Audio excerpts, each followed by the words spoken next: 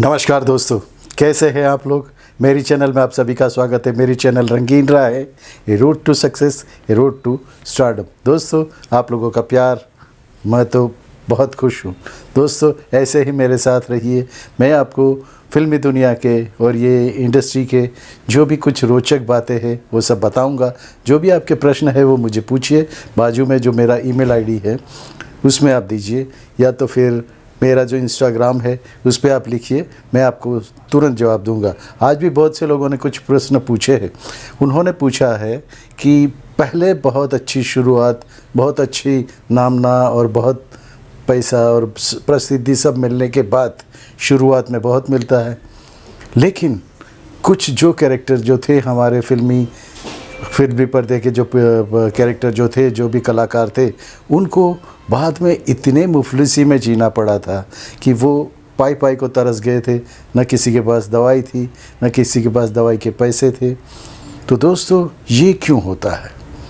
दोस्तों, शुरुआत तो बहुत अच्छी होती है, बहुत अच्छा अपना कमाल भी दिखाते और बहुत सब कुछ आदत सी हो जाती है, जो कि पैसे, सब कुछ, धन, फेमस और बहुत कुछ, जो चाहे वो, पानी मांगो दूध मिल जाता है। तो दोस्तों, ऐसे लोगों को जो वो चीज़ की जो आदत हो जाती है, लेकिन धीरे धीरे कभी ना कभी आप भी तो उम्र के उस पड़ाव पे आओगे तो नीचे तो आओगे ही, तो आपको काम मिलना बंद हो जाएगा या तो कम हो जाएगा। लेकिन अपनी आदत जो आपने लगा ली है वो तो कुछ कम नहीं होगी। जो ही खर्चे वही सब कुछ। तो वो पहले ज़माने में ऐसे हुआ था। जैसे कि आपको मैं ये 4 लोगों की बात कहूँगा। ये इसलिए कहता हूँ कि दोस्तों, अगर आप भी इस इंडस्ट्री में हो तो ये आप जान लो। लेकिन अभी के जो भी नए कलाकार आए हैं उन्होंने ये जान लिया है और अपना, उन्हें मालूम है इसमें फ्यूचर ज़्यादा रहेगा नहीं, तो फ्यूचर भी सेव करके रखते हैं। जो भी कमाते हैं वो सेव करके रखते, कहीं ना कहीं इन्वेस्टमेंट करके रखते, यानी पिछली ज़िंदगी उनकी ऐसी दुख भरी न जाए।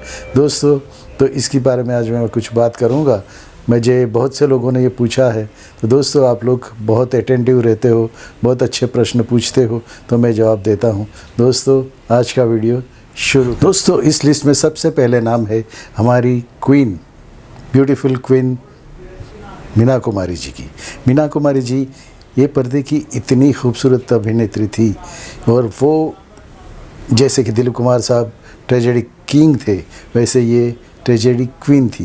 क्योंकि वो, उनकी जो अदायगी थी, जो कलाकारिगी थी, जो अपने एक्टिंग जो उनकी थी, उससे तो बहुत सी जो भी कहानियाँ थी उसकी डेप्थ तक वो जाती थी। और मेथड एक्टिंग का मैंने जो एक वीडियो बनाया वो ज़रूर देखिए।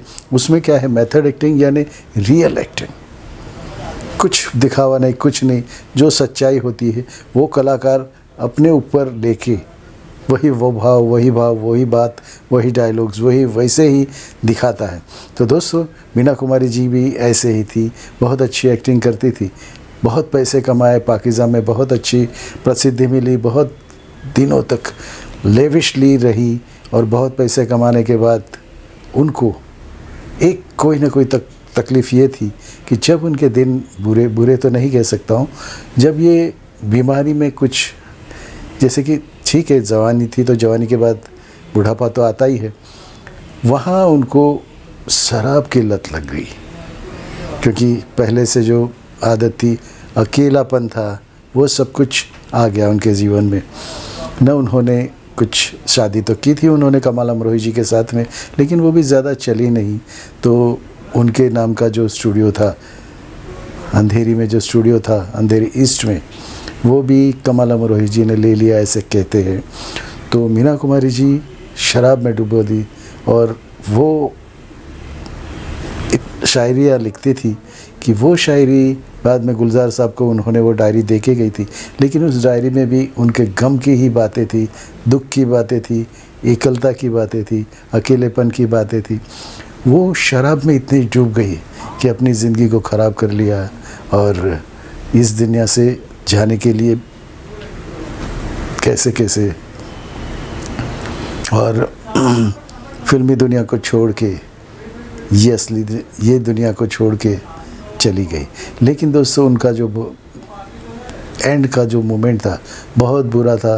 अकेलापन, शराब में डूबना, वो उसकी वजह से ऐसा हो गया कि कोई उसके साथ भी नहीं था, और उनको जब बीमार पड़ी तो उनके पास, कहते हैं ना, एक कौड़ी भी नहीं थी, एक पैसा नहीं था, इलाज के लिए पैसा नहीं था, और ऐसे ही वो मरी। दोस्तों बहुत दुखद अंत आया उनका। वैसे ही दूसरी जो थी परवीन बॉबी जी, परवीन बॉबी जी यानी अमिताभ बच्चन की जोड़ी में बहुत फिल्में की, बहुत फेम हुई, बहुत पैसा कमाया, शोहरत कमाई, बहुत अच्छी एक्ट्रेस थी, बहुत अच्छी डांसर थी, खूबसूरत और शरारा बदन था वो, उसके लिए तो दीवाने थे पब्लिक। दोस्तों वो भी परवीन बॉबी कभी कुछ ऐसी पैसे तो थे, जब उनका ढलान का समय आ गया तो उनके पास पैसे थे, लेकिन उनको एक बीमारी हो गई थी, स्किज़ोफ्रेनिया। उसमें क्या होता है, आदमी किसी को अपना दुश्मन समझने लगता है, कुछ अलग अलग क्या क्या बीमारियाँ, क्या क्या सब भूलने लगता है। किसी को अपना दुश्मन, जो दोस्त होता है उसको दुश्मन समझने लगता है, किसी के बारे में कुछ भी सोचने लगता है। तो तब कहते हैं कि वो अपने बांद्रा के फ्लैट में अकेली रहती थी, और वो अमिताभ बच्चन को अपना दुश्मन समझने लगी थी। पता नहीं क्यों, अमिताभ जी से वो प्यार तो करती थी, शायद अमिताभ जी ने भी उनको प्यार, मतलब उनके लिए सॉफ्ट कॉर्नर तो था, लेकिन उसके बाद वो बीमारी जब उनको लग गई तो वो उनको दुश्मन समझने लगी। फिर ऐसा सुना है कि उनके बाजू में जो रहने वाले थे, उन्होंने एक दिन देखा कि घर का दरवाज़ा खुला नहीं है, फ्लैट का दरवाज़ा खुला नहीं है, और 2-3 दिन से वहाँ पे दूध वाला दूध रख के जाता था, वो वैसे ही पड़े थे। तो उनको शक हुआ, उन्होंने पुलिस को बुलाई, और पुलिस ने घर का दरवाज़ा तोड़ा। तब उन्हें थोड़ी ख़राब सी हालत में उनकी बॉडी मिली, यानी 2-3 दिन पहले ही वो मर गई थी। अकेलापन, सब कुछ ये। लेकिन ये ऐसा क्यों हुआ? ऐसा इसलिए हुआ, बहुत पैसा, बहुत सी बीमारियाँ, और बहुत सा आ जाता है साथ में। जिसने इतनी प्रसिद्धि देखी हो, वो अपनी, जैसे राजेश खन्ना जी का था, वो भी किसी अपने आप के सिवा किसी को और को समझते ही नहीं थे। तो ये तो अभिमान तो आ जाता है, लेकिन ये पैसे की वजह से और भी साथ में जो भी बीमारियाँ आ जाती है वो भी बुरी होती है। तो वो पुलिस आई, पुलिस ने दरवाज़ा खोल के, तोड़ के जब खोला, तब वो मरी हुई हालत में आई थी, और मालूम पड़ा कि वो 3 दिन पहले ही मर चुकी थी। दोस्तों ये उनका अंत था। शुरुआत बहुत अच्छी थी, बहुत अच्छा नाम था, बहुत अच्छा प्रसिद्धि मिली थी, सब कुछ था। वैसे ही एक हमारे कलाकार भाई थे, A.K. हंगल साहब। A.K. हंगल साहब भी इतने फेमस थे, बहुत अच्छे कलाकार थे, और वो अपने स्वतंत्र सेनानियों में उनकी गिनती होती थी, क्योंकि स्वतंत्रता की लड़ाई में उन्होंने बहुत भाग लिया था, और बहुत अच्छी चल रही थी, फिल्में भी अच्छी मिल रही थी। शोले के जो चाचा बने थे, वो चाचा का रोल तो उनका एकदम यादगार हो गया था। तो दोस्तों शोले में भी उन्होंने बहुत अच्छा काम किया था, लेकिन मैंने भी सुना है और लोगों ने भी कहा है कि जब वो अंत में उनके जब 89-90 ईयर्स के जब हुए और बीमार हो गए, तो उनके पास पैसे नहीं थे। अमिताभ बच्चन साहब ने उनको उस वक्त 20 लाख रुपए की मदद की थी, क्योंकि हॉस्पिटल का बिल देना था, सब कुछ देना था। दोस्तों ये क्यों होता है? ऐसा होने के बाद एक और बात कहूँगा, भरत भूषण साहब, जो कि अपने ज़माने की बहुत सी, मीना कुमारी जी के साथ में बहुत अच्छी फिल्में की, बहुत अच्छा नाम कमाया, बहुत अच्छा पैसा कमाया।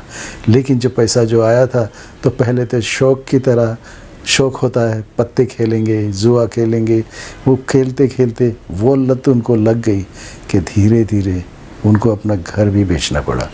वही घर जो आशीर्वाद बंगलो कहलाया, बाद में वो बंगला राजेंद्र कुमार साहब ने लिया।